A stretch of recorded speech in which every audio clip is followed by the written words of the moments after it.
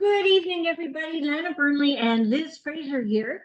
And we are here to discuss buying a home. And mostly tonight, you're going to hear from Liz because she has so many tips and tricks and everything you're going to need about financing a home. Because buying a home is the fun part. Getting your financing done beforehand is the most important part. So, without further ado, well, that's me. I'm going to go there. I am going to stop my share and bring up Liz. And hopefully you can share now, Liz, and tell us what we need to know about getting a mortgage.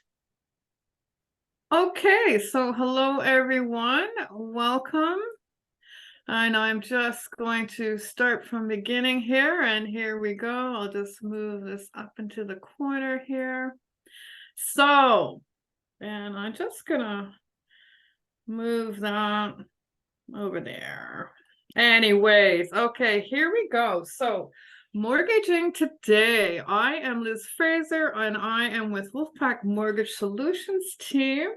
And we are a part of Dominion Lending National. And that's just very important to know because that means that we get great rates. We are premium with that. So through the whole process of buying a home, the first thing you need to think about is down payment. And what is your down payment going to be? And, conventionally, you can do 20% down if you are in that kind of financial situation. And you know what? If you are, that's great. It means that you're likely going to pay your mortgage down faster. However, if you don't have 20% down, you have less than that, but you have enough to be acceptable and you qualify for default mortgage insurance, you can put as low as possibly 7% down. And that is a great savings. And that means you can get into your home sooner. So that's important to know. All right. Love talking about default mortgage insurance. And actually, as a matter of fact, this was actually a program created in 1954 by the National Housing Act. And it was originally called the Central Mortgaging and Housing. And it became CMHC. And it was due to it was 1954. People had come home from the war, families were reuniting, people were immigrating into Canada. Our population sort of went through a big growth and housing was required. And so this was brought in to take care of housing needs to get people into a home. Interesting, eh? So having said that, there's many companies. It doesn't matter. It doesn't matter because the lender is going to choose whether it's CMHC, SAGAN, or Canada Guarantee because, and there's a whole story around that, you're actually paying for insurance. And of course, insurance is always the worst case scenario that it considers. If for some reason you cannot make your mortgage payments and you go into default, this insurance actually covers the lender's costs. So it takes care of the mortgage payments for a while, the legal fees for taking you into power of sale, all that stuff. It is a worst case scenario. But in all, the example that I given, it was a $600,000 home with $42,000 down, which is 7%. The premium is $22,000. Actually, let me just take you back to the slide. Okay. The estimated that $22,000 gets added to the mortgage. All right. So you're not paying that out of pocket. It's not part of your closing costs. So we would be looking at 600,000 minus 42,000 plus 22,000 is equal to 580,000 is what your mortgage would end up being. All right, so that's enough about that. I'm going to keep moving on because I could talk for days about, I love that stuff. I love it. All right, now something else that you need to consider, and we need to know that you have this money up front as well too. We need to know that from the time that you place your offer to purchase, we backtrack 90 days, 3 months. we need to know that you have your closing cost funds and your down payment in the bank. That needs to be happening. And so it is a part of qualifying for your mortgage, for being pre-approved. It's also a qualifier for default mortgage insurance. So it's very, very important. And in the closing costs now, so let's get to this. Land transfer tax in the Ottawa area. Land transfer tax. This is, of course, you know, the province has got to get their fingers in. They have to get their money out, right? So that's who you're paying to. But as a first-time home buyer, if you're in that circumstance, you have a rebate up to $4,000. It is a one-time. It does not, there's no leftovers going to that second home. It is a one-time thing. Next, we have our title insurance. This is very important, and it can run you about, you know, $300 to $500. This is really important, especially these days when we are hearing about all this mortgage fraud. It's crazy what's going on, and title insurance protects you. It protects your name on title, so it protects you from someone trying to impersonate you, take out another mortgage on you, or to even at worst, try to sell your home out from under you. So it's very, very important. And then of course we have the, you know, the title transfer. And in that title transfer, the lawyer, I have lawyer's fees there as well. The lawyer is tasked with doing a title search on the property with the seller's name on it. They're looking to make sure there's no judgments there, that there's nothing in the past that's going to come back and you know, interfere with the transfer. And as well too, there's some really fundamental things, like, you know, talking about, you know, good sellers who, you know, they've got control of their finances and everything. Maybe, you know, maybe they have their furnace and hot water tank as rentals. Well, that's on title. And you know what? The lawyer takes care of that. It's called, they put a pause on it, and it's all done with the lawyer's office, and it works out quite well. So, and of course you have to pay lawyer fees for all of this work to be done. Now, also too, Liz, I'm going to interrupt you because it's interesting. I get asked all the time, do I need a lawyer? Do I need a lawyer? And everything that Liz is saying here, yes, in Ontario, you have to have a lawyer to close. No questions about it. I cannot, as a realtor, I cannot do it. Liz, as a mortgage broker level 2, cannot do it. It has to be a lawyer in Ontario. Sorry, carry on. Very good point, right? Because, you know, like, and because sometimes things can happen. What if, you know, what if the seller has not been honest with their realtor and is trying to hide the fact that they have a private mortgage, which can happen if it's a private mortgage with an actual person, right? That there are circumstances that can interfere. And so you need a lawyer. You need that lawyer to help you and to protect you. All right. And yeah, so it's a very, very important thing now as well, too, as with the adjustments. Maybe that seller has paid their property tax for the year, and from the date that you close to the end of the year, you need to, it's prorated, and you need to pay that seller back. So any costs that are associated with the property that the owner might have prepaid needs to be adjusted. So these are very, very important things with closing costs. And Lana, you're so right.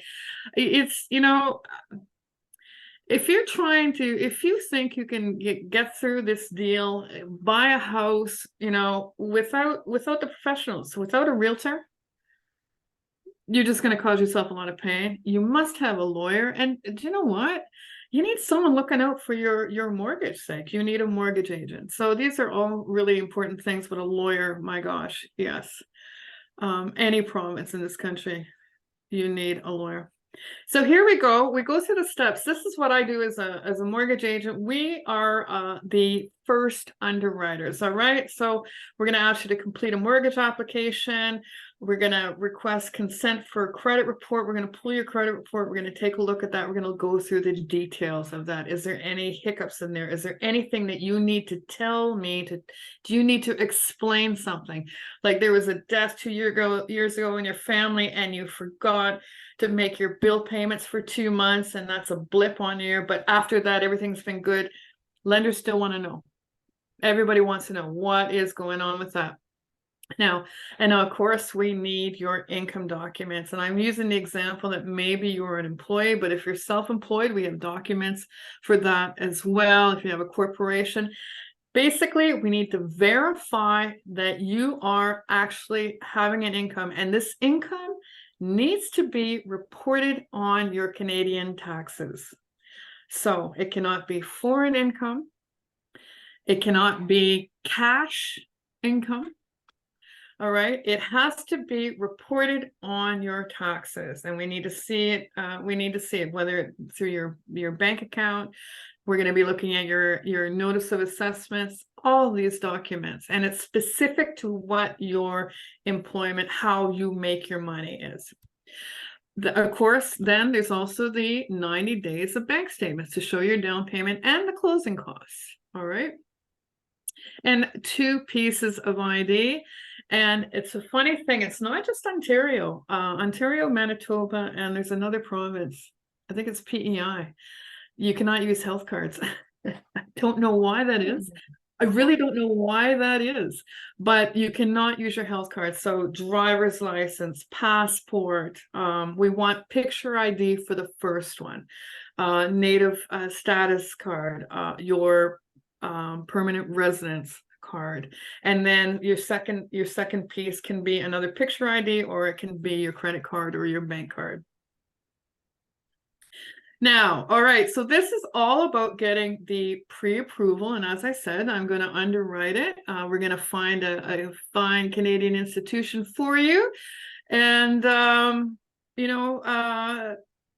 going to get you ready. And this letter of pre-approval is really important for Lana because it tells Lana what market you're in.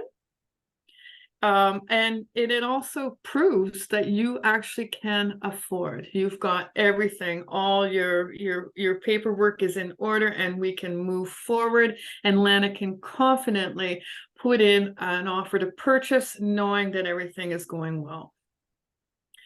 Now, when you have that offer to purchase, I always say you must do with a condition of finance. And Lana will go into that a little bit more, but it is good to have a condition on finance. It is good to have that protection because the lender is going to want to see the MLS listing, and they're going to want to see the offer to purchase. These are 2 documents that are required. Not often, but there could be a situation where they don't like it, but not often. Pretty much in the city of Ottawa, we're pretty fine. But just as an example, there are lenders who will not lend on log homes.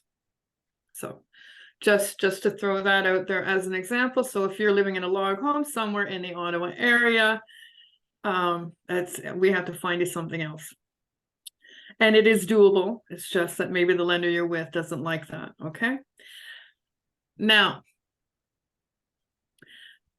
okay. I'm missing my title here. Now I've talked in the format that maybe you are buying your first home. Now I'm going to flip the format, and maybe you already have a home and you've got your home up for sale, and now you want to buy a new home. All right. Now, so what I'm going to talk about now is bridge financing.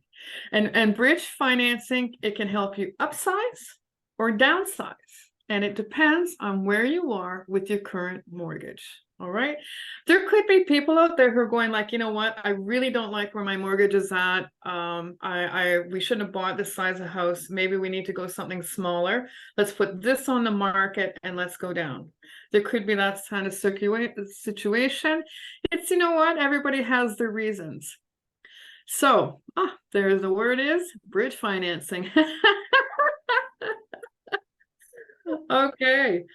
All right. So this is designed to give you temporary financing on your next home.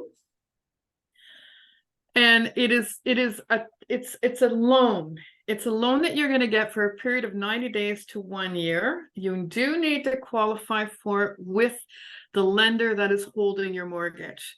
So if you have a mortgage agent who's found you a better deal somewhere else, we still have to go back to that original lender, and we have to get this loan put together. All right. And so you're going to have to qualify. Now, this is the exception. This is the exception on loan to value. And what is loan to value? You have the balance of your mortgage, all right? And you have the market value of the home. This in between is what we can use in equity. This is loan to value is the amount of loan that we can take to the market value, is what it is. Okay, so we're likely going to need, it's possible that an appraisal could be required for this. It's quite possible. And so, but we can take your equity up to, we can go up to 100%. So for instance, I'm going to go back to a $600,000 home. It's my mainstay. It's my home in my brain. Let's say you've got a $600,000 home and you have $400,000 left on your mortgage. We can use up to the full $200,000 between your mortgage and the market value of $600,000. So that's fantastic to know. That's really, really important. And this is the bridge financing. It's a special tool, and it's a tool.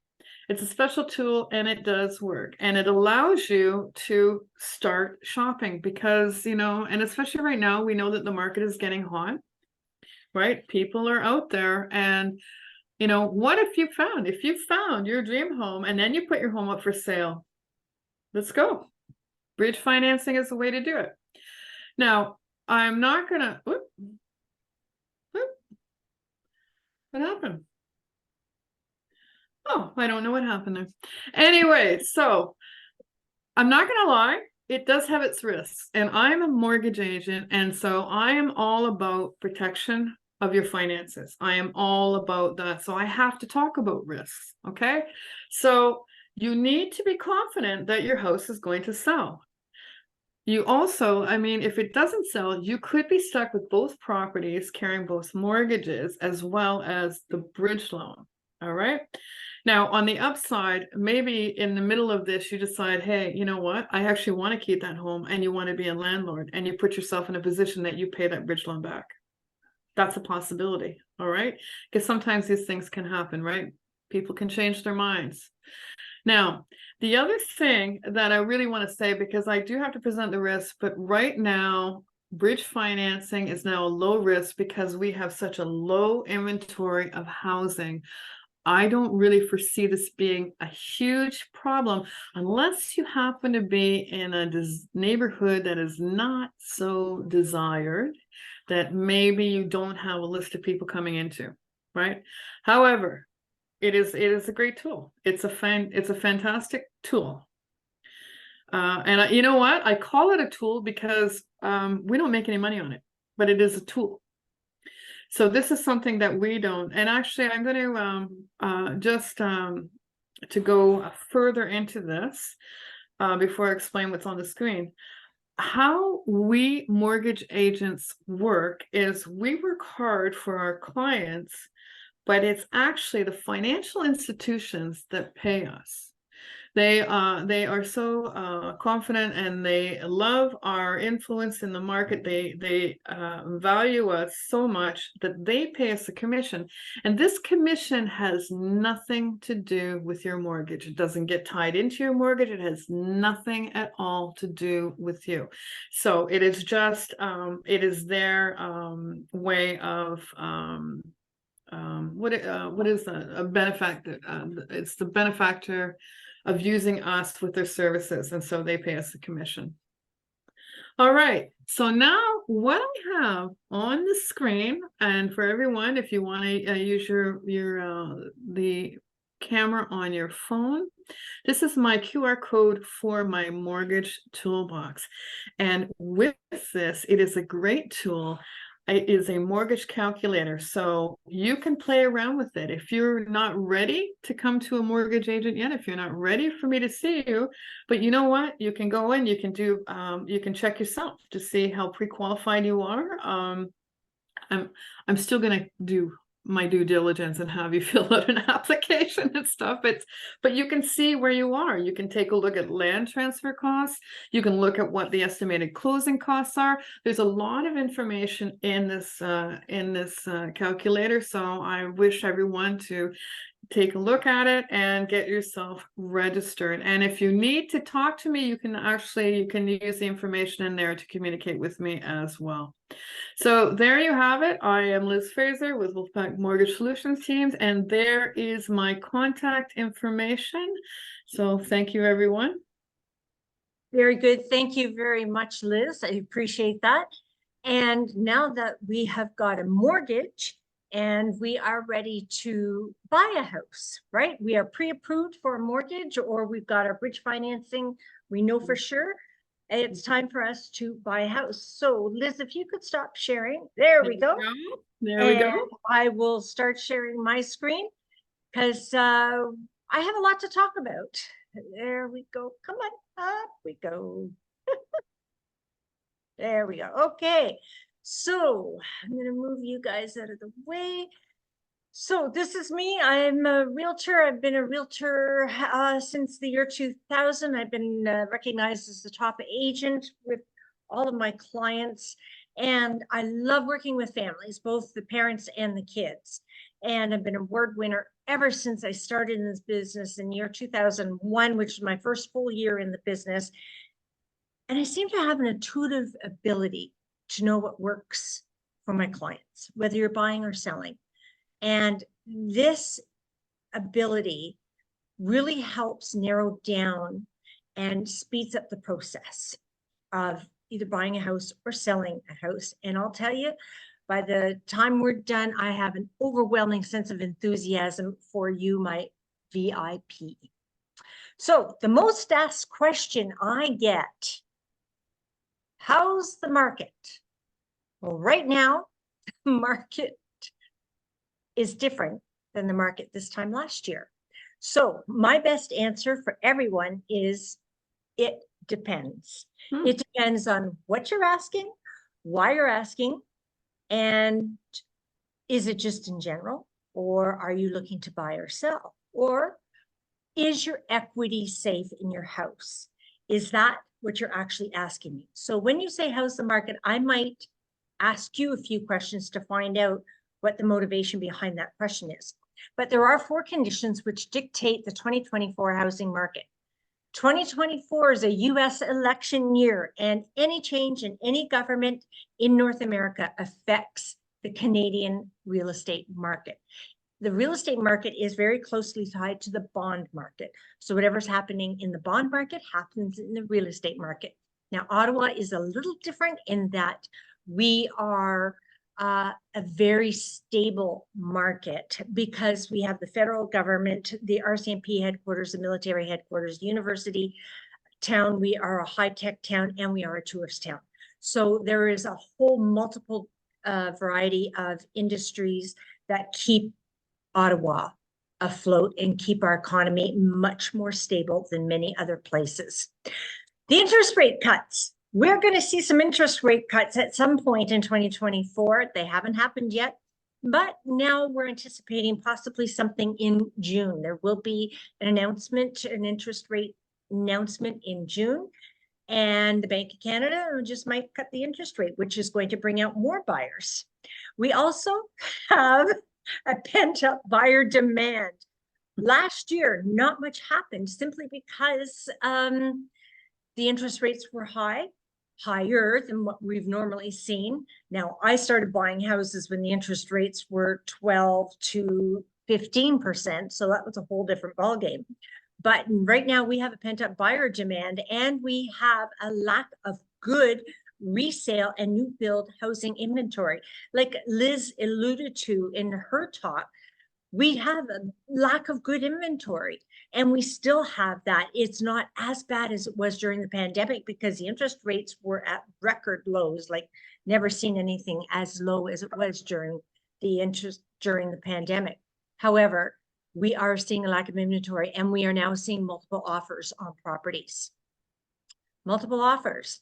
That brings up a really difficult question about conditions. Okay. So predictions for the 2024 housing market. So the pandemic was a very unique market. Okay. Never have I ever seen anything in this business. And I've been in this business for 23 years. It was the lowest interest rates in history, and which gave our buyers a higher than normal purchasing power. Now we are seeing people refinancing, right? Who bought in 2020 or 2019 or even 2021, if they only got a 1 or 2 year mortgage, or if they got a variable rate mortgage. And this is where we're finding people running into problems because they didn't anticipate the future. So yes, and I just want to add to that. We have been told as mortgage agents that this is the beginning of the next 3 years. 80% of Canadian households are coming up for renewal. So 40% this year, and it's going to be crazy. This is the first time in Canada. Wow. Yes, I believe that. And so that brings up your refinancing. So please don't go back to a bank. Please talk to a mortgage broker. Please talk to Liz, because you are going to get a better deal if you talk to a mortgage broker than if you talk to your bank. Guaranteed. A bank is going to fit you into one of their little squares. The mortgage broker is going to find the square that fits you. Okay. So is it a good time to buy? It's always a good time to buy, no matter what. You never wait to buy real estate. You buy real estate and wait. And that is a quote by Barbara Corcoran of the Shark Tank. And she herself is a real estate investor. And she is much richer than all of us. So listen to the people who know and the people who make money out of this. So 2024, in summary, we are most likely going to be closer to a balanced market, but it's still going to be a seller's market. From 2019 to 2022, we were in a very strong seller's market. 2023 was a more balanced market with very little activity. And when I say a buyer's market or seller's market, what am I talking about? A buyer's market is where there's lots of houses up for sale and you get your choice of house and you can take as long as you want, and there's just lots of houses to choose from. A seller's market is where the sellers have the advantage. They're the ones getting 20 offers on one house with no conditions. And I know that's contrary to what Liz just said, but when you are going up against 19 other buyers for a house, you have to have your ducks all in a row and ready to go. And so if you see a house that you want, that you like, you talk to Liz saying, Liz, I want to buy this house and this is the MLS information and this is what we're going to put in. And Liz is going to have to say, okay, do it or not do it. But still, there's no guarantees, right? 2024, we are going to see more of a balanced market tending towards a seller's market. So we are in multiple offers right now, closer to, and when the interest rates go down, we're going to see more buyers on the market, guaranteed, especially first-time buyers. So the important thing is to have your ducks set up, ready to go, and all in a row. And that's why Liz talked before this. So here are some fun facts as of March for the Ottawa area. The most expensive house in Ottawa right now is $7 million. You do not see that sort of thing in Bel Air. I was just looking at a house for sale in Bel Air, California, just outside of Los Angeles. That house was up for sale $56 million. It was 35,000 square feet. I'll say that again. 35,000 square feet. single family home. It had a pool outside and it had a pool inside. It had a bowling alley inside. It had 20 bathrooms, at least 8 bedrooms, not including the servants' quarters. So you can imagine the difference there, right? This $7 million house is 5,000 square feet on the Ottawa River. Totally different ballgame. The average house price in Ottawa, and this is a general house price, this includes everything, okay? The single family condos, the semi-attached, the townhouse, and the mobile homes is $652,000. The average single family house price, that means no townhouses, no nothing else, is $817,000. And the average condominium price in Ottawa as of the beginning of March was $415,000. The condominium, remember, could include townhouses as well as apartments. We have townhouse condominium developments and we have apartment condominium developments. Now, the days on market, this shows you how long it takes for something to sell. In January, it's 40 days on average. In May, it's 13 days, less than 2 weeks. In February, it was 20 days. So it was right in a mix. So 2-3 weeks for a house to sell. When do you want to call me? When you're ready to downsize or your kids want to buy, or when you're moving grandma into a senior residence, or give me a call when you want to know how much equity you actually have in your house. I'm happy to give you all that information. And this lovely photoshopped AI photo of me is how you can contact me, and Lana at SR Realty is the best way to reach me. So, and for everybody who watches and who reaches out to Lana at SR Realty, I have free how to buy a home guide. It's a guide that I wrote during the pandemic, and it talks about all the steps about buying a home. And I have copies available to everybody who reaches out and wants a copy. This is good for Canada, specifically Ontario. Okay. Available to anybody who asks. That's all you have to do is send me an email and I'll be happy to send it out to you. So on that note, Liz, do you have anything else to offer our viewers right now? I think we've covered just about everything. I think we covered everything, and we always ask that you reach out to us individually for your questions so that we don't have to give any personal information away about you. Yeah, that's good. Yeah. Okay. Well, thank you very much for watching, guys, and we want you to have a wonderful, fantastic 2024.